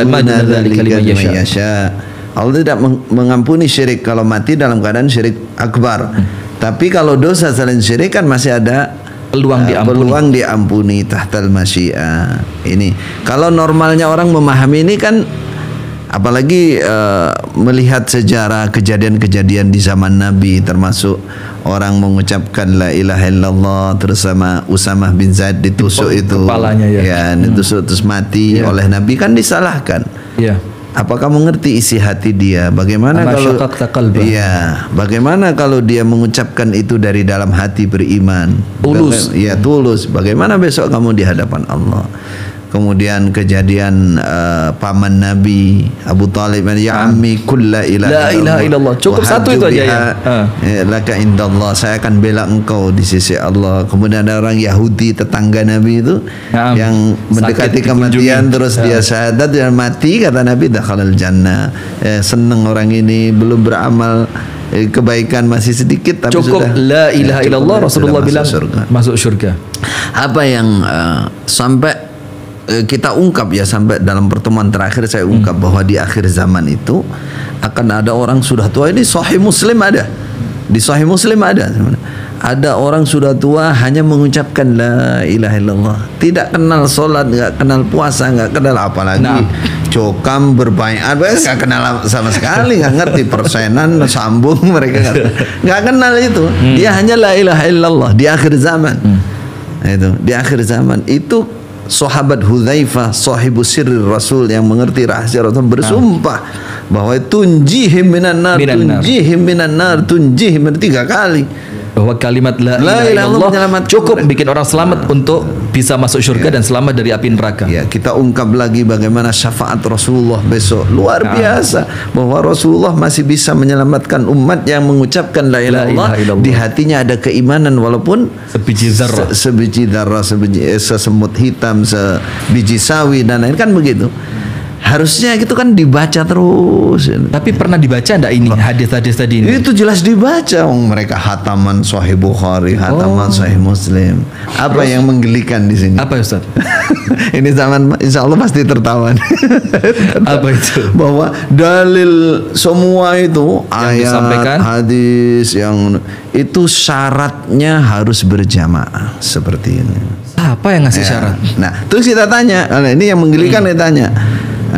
Karena Nabi dulu itu ya jamaah gitu.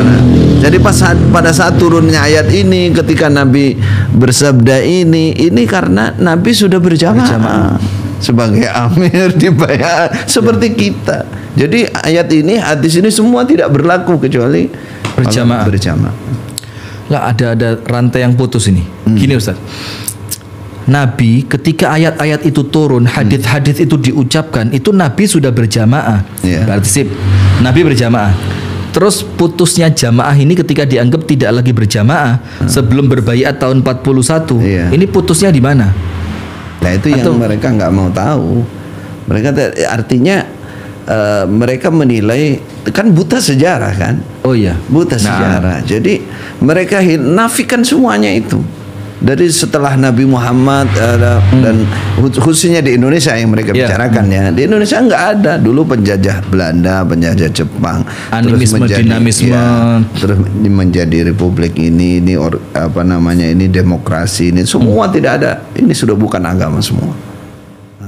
Jadi baru pertama kalinya yang berbentuk jamaah adalah jamaah kita. Ada kita. Nah, maka hadis itu berlaku untuk kita saja. Selain kita tidak bisa. Tidak bisa. Ya. Neraka walaupun la ilaha illallah, walaupun tidak menjalankan syirik. Dia nyatakan. Ditulis ya. Kenceng. Ditulis. Berarti ya sama aja. Tetap pada poin ke-6 dan poin ke-7 itu ya mereka rusak dengan poin ke-8 ini. Iya. Poin ke-6 mereka bilang kami tidak mengkafirkan. Poin ke-7 mereka bilang kita khawarij gaya baru. Tapi dengan poin ke-8 mereka ngaku. Aku poin ke-6 aku tidak langsung. Subhanallah, apa nggak dibaca Ustaz ya? Jadi ya memang menggelitik ini. Tertutup anunya. Tertutup. Mereka mempunyai pengertian orang Islam mengucapkan jalan juga. La ilaha illallah, atau orang Islam yang sudah menetapi rukun Islam dan tidak syirik, walaupun tidak berjamaah bisa masuk surga. Berarti saya ulang sekali lagi Ustaz. Ya. Tetap dalam keyakinan mereka. Kan sebelumnya gini Ustaz, ini pertemuan kita yang pertama dulu Ustaz, yang kira-kira 9 bulan yang lalu. Ada yang antum bilang ada yang dinamakan paradigma baru. Atau apa? Iya, paradigma baru. Yang artinya mereka itu tidak lagi mengkafirkan, tidak lagi menganggap selain mereka itu masuk neraka. Kan begitu. Tapi dengan ini, dengan poin yang ke-8 ini, berarti mereka mendustai paradigma baru yang mereka bikin waktu itu. Berarti tetap mereka menganggap selain kita neraka dan selain kita kafir. Sebenarnya kalau kita melihat paradigma baru dari luar Islam jamaah, itu perasaan kita itu pernyataan mereka semuanya, pernyataan yang diketahui oleh mereka semuanya. Padahal itu tidak. Itu hanya tugas organisasi mereka. Petugas organisasi yang diibaratkan sebagai baju mereka, penutup mereka, untuk, kalau bahasa kita sih, menghalalkan apapun untuk menutupi ini. Jadi kalau bahasa mereka bitona itu ya, menyimpan rahasia, budi luhur, bersumpah demi Allah di depan, kan dulu bersumpah itu, dan ada tanda tangan di atas materai kan, itu dianggap itu halal saja, itu bitona, tauriyah kalau bahasa akidah yang tauriyah, tapi tauriyah mereka bitona, menyimpan kesehatan. Jadi bayangan kita kan paradigma baru diketahui oleh semua anggota. Nggak ngerti itu, orang awam di bawah nggak ngerti. Yang ngerti istilah paradigma baru ada di organisasi, itu pun juga sudah mereka batasi bahwa ini hanya untuk konsumsi keluar gitu. Biar aman gitu aja. Subhanallah. Ini poin ke-8 ini berarti selain mereka tidak boleh dianggap masuk surga. Nggak bisa. Nggak ada. Kalau ada yang menganggap selain mereka masuk surga, berarti sudah punya pemahaman baru. Berarti murtad dari jamaah. Subhanallah. Seberani itu ya. Dan dalilnya hanya cuma satu. Dalilnya karena Rasul waktu ayat ini turun, waktu hadits itu disebutkan, karena posisinya Rasul berjamaah. Sementara di Indonesia belum pernah ada jamaah sebelum tahun 41. Iya, betul. Yang menyatakan seperti ini waktu itu ada di forum kajian keilmuan. Ya, ada imamnya, ada wakil-wakil semuanya, kemudian ada perwakilan ulama. Saya istilahnya coba mengetuk hati mereka, bagaimana dalil ini kita pahami. Maka yang waktu itu saya kaget dan istirja sebenarnya saya. Istirja. Yang menjawab seperti yang saya tadi, bahwa zaman Nabi itu sudah berjamaah seperti kita. Itu wakilnya imam, dan wakil yang dianggap paling mengerti agama, sudah meninggal juga. Jawabannya seperti itu. Seperti itu. Oh, iku ngene, iku jawab. Iku anu syaratnya kudu jamaah. Ora iso muni la ilaha illallah mlebu surga, gak iso, kudu jamaah. Saya mentolakkan, soalnya nopo kok kudu jamaah? Di sini kan nggak ada tulisannya harus berjamaah, karena zaman Nabi dulu kan Nabi kan dibaiat gitu. Nabi dulu kan semua kan baiat sama Nabi, jadi berjamaah seperti kita ini. Seberani itu ya. Iya. Dalam keadaan saya tidak yakin Ustadz, kalau saudara jamaah ini, kalau dengar penjelasan seperti itu, saya tidak yakin mereka akan seberani itu mengatakan orang Islam yang lain kafir. Tapi apakah mereka seberani itu, Ustadz? Ini saksi ini depan mata kita. Depan mata kita. Memang sudah ghairu ma'qul, memang ghairu ma'qul, saking dalamnya doktrin itu nggak masuk akal. Sebenarnya yang paling mudah Ustaz, kalau saya pribadi ya, untuk membalas atau mentakdil, meluruskan pemahaman ini, ya yang waktu perang dengan Usama bin Zaid yang ditusuk oleh Usama itu, mereka kan dia kan mengucapkan la ilaha illallah. Betul. Oleh Usama ditusuk. Usama mengatakan makhafatas saif, dia cuma takut pedang saja. Dalam keadaan kalaupun dia mengucapkan itu, kata Rasulullah, kalau dia murni dari hatinya, artinya kan belum sempat baiat sama Rasulullah juga sebenarnya, belum sempat berjamaah juga kan. Padahal Rasulullah bilang kalau dia benar, apa yang kamu jawab di hadapan Allah nanti. Artinya Rasulullah betul-betul ngomong, ini orang walaupun kamu anggap takut pedang sampai dia mengucapkan la ilaha illallah, itu kalau benar-benar diakui kok sama Allah. Dalam keadaan dia belum berbaiat sama Rasulullah, boleh jadi. Betul. Itu bagi yang memahami kejadian itu dengan benar. Mereka nggak sampai ke situ itu. Nggak jauh, nggak sejauh itu. Betul kita kejar ke situ, dia bilang iya, tapi itu kan kondisinya sudah zaman ada jamaah gitu, paling begitu nih jawab. Tetap ada jawaban ya. Tetap ada jawaban. Antum memahami banget ya. Udah dari kecil di situ. Bagaimana? Artinya kemungkinan untuk berkelit masih ada jalan ya. Subhanallah. Berarti poin yang ke-8 ini Ustadz, mungkin ini harusnya apa ya, mungkin dari majelis ulama atau mungkin dari pihak-pihak yang berwenang dari kalangan Kementerian Agama gitu ya, itu harus fokus pada poin yang ke-6, 7, 8 ya. Karena 6, 7, 8 ini betul-betul murni mereka mengkafirkan selain mereka. Nah terus ini gimana sikap kita Ustadz, supaya teman-teman yang berwenang dari kalangan mungkin majelis ulama atau mungkin dari Departemen Agama, supaya pesan-pesan ini sampai kepada mereka, kira-kira cara yang efektif bagaimana Ustadz? Kemungkinan itu mereka kan sudah punya pengalaman banyak dalam hal mengkanter seperti ini. Iya. Mereka punya istilah, dulu pernah saya sebutkan sobat obat pokat itu. Ingat anak. Itu dalam kondisi yang seperti ini semakin gencar mereka, semakin terus makin dilakukan dan itu. Akan mereka teliti siapa yang kira-kira harus dibungkam itu, dengan sobat didekati, dengan obat, dengan uang, dengan pokat, dengan ditakut-takuti bahwa di mereka itu istilahnya dekengannya itu ada jenderal, adalah jenderal kamu, adalah di atas kamu, jangan main-main. Itu semua mereka lakukan gitu ya. Gitunya. Jadi kemungkinan besarnya memang yang bisa efektif ya kita umat Islam, para ustadz semuanya dari umat Islam ini mengetahui, memahami hal ini, terus memberikan pencerahan, menyuarakan ini. Harapannya mereka yang di bawah itu semua bisa mendengar. Kan karena masalahnya karena nggak mendengar mereka. Iya. Kalau mereka mendengar sekali, 2 kali, rata-rata ya yang mau dengarkan saya misalkan berbicara sekali, 2 kali paling tidak miring sudah. Minimal bunglon dulu. Iya, karena mereka mulai sadar ini kok nggak cocok banget gitu lah. Minimal miring. Ya. Miring sudah anunya.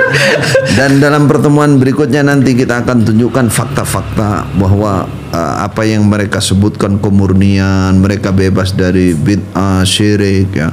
Mereka bergelut dengan bid'ah, kesyirikan, dan di bawah tidak ngerti. Ini pemirsa. Nah, tolong pemirsa. Pemirsa ingat-ingat ya. Pada pertemuan berikutnya, sebelum kita lanjutkan yang 30 ciri orang yang telah berubah kefahamannya, kita akan bongkar ternyata banyak di antara mereka yang mengatakan murni dari bid'ah, bergelut dengan bid'ah. Murni dari syirik, bersih dari syirik, mereka bergelut dengan kesyirikan. Boh, ini seru ini. Seru ini. Kalau perlu besok malam Ustaz. Kalau perlu besok malam ini. Yang sudah viral-viral itu kasihkan Ustaz Rifki, nanti kirim. Nanti moderatornya biar sudah bisa menjelaskan sebelum bertanya. Iya. Udah nggak perlu nanya Ustaz, saya udah. Malam ini Terus terang saya kurang fokus pada apa yang antum sampaikan karena ini leher sedang sakit Ustaz. Allah yashfi. Nah, Allahumma amin, Allahumma amin. Jadi, tapi kalau tantangannya yang bongkar tadi, sekarang pun siap Ustaz. Ini sakitnya langsung hilang. Udah malam nih. Udah malam ya.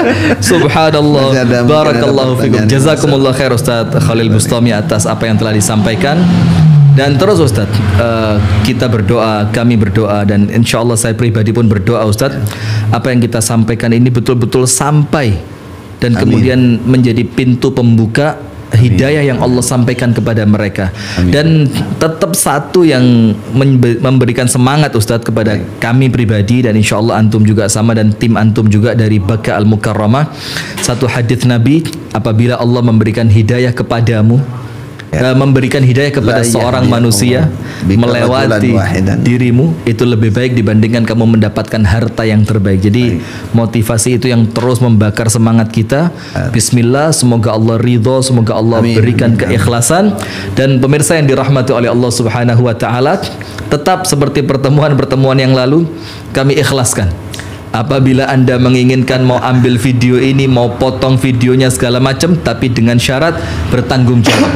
Artinya yang dipotong betul-betul sesuatu yang dengan tujuan yang baik, tidak ada dipelintir-pelintir segala macam. Kami ikhlaskan, silakan mau dipotong, dan apabila itu tujuannya baik, insya Allah semakin membantu dakwah, semakin lurusnya kaum muslimin, wabil khusus teman-teman yang masih berada di kalangan Islam Jamaah, saudara Islam Jamaah tadi, mudah-mudahan mendapatkan pencerahan.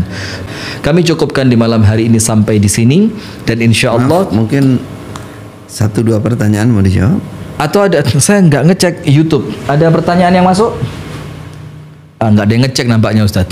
Berarti. Baik. Jadi insya Allah silakan dinantikan pertemuan berikutnya yang tentu insya Allah tetap bersama Ustadz Khalil Bustami dengan ta'adil beliau, dengan koreksi beliau atas apa yang telah disampaikan oleh teman-teman di Islam Jamaah. Semoga Allah Ta'ala senantiasa meridhai dan membimbing langkah kita. Kita tutup dengan doa kafaratul majlis. Subhanakallahumma wa bihamdika asyhadu an la ilaha illa anta astaghfiruka wa atubu ilaik. Assalamualaikum warahmatullahi wabarakatuh.